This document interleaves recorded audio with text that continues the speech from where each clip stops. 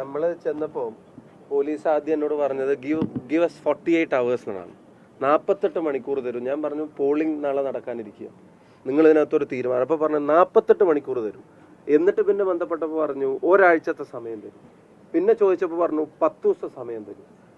അപ്പം ഇപ്പം ഈ കണ്ടെത്തിയ കാര്യങ്ങൾ കണ്ടെത്താൻ ഏതാനും മണിക്കൂറുകൾ മാത്രം മതി എന്ന് അറിഞ്ഞിട്ടും പോലീസ് സ്ലോ മോഷനിലായിരുന്നു. പോലീസ് ഉടനീളം സ്ലോ മോഷനിലായിരുന്നു. അതിൻ്റെ അർത്ഥം ബഹുമാനപ്പെട്ട പ്രതിപക്ഷ നേതാവ് പറഞ്ഞ പോലെ സംരക്ഷിക്കേണ്ടത് ആരെയാണെന്ന് പോലീസിന് അറിയാവുന്നതുകൊണ്ടാണ്. എന്തായാലും ആ മുഹമ്മദ് കാസിം കാണിച്ച ധീരത പ്രതിപക്ഷ നേതാവോട് സൂചിപ്പിച്ചു.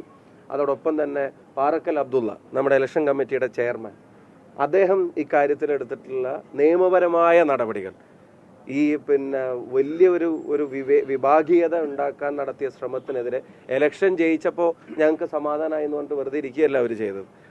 ഇത് നാട്ടിൽ ഇനി ഉണ്ടാവാൻ പാടില്ല, വടകരയിൽ അങ്ങനെ ഒരു കാര്യം കേരളത്തിൽ എവിടെയും സംഭവിക്കാൻ പാടില്ല എന്നുള്ളതിൻ്റെ പേരിൽ നിയമപരമായി ആ നടപടിക്രമങ്ങൾ ഫോളോ അപ്പ് ചെയ്തതിൽ ശ്രീ പാറക്കൽ അബ്ദുള്ള ഉൾപ്പെടെയുള്ള നേതാക്കന്മാരെടുത്ത ഒരു താല്പര്യം, അതൊക്കെയാണ് ഇപ്പം അദ്ദേഹം സൂചിപ്പിച്ചതുപോലെ ചെവിക്ക് പോലീസിനെ കോടതി പിടിച്ചത് കൊണ്ടാണ് ഇത്രയെങ്കിലും കാര്യങ്ങൾ പുറത്തു വന്നത്.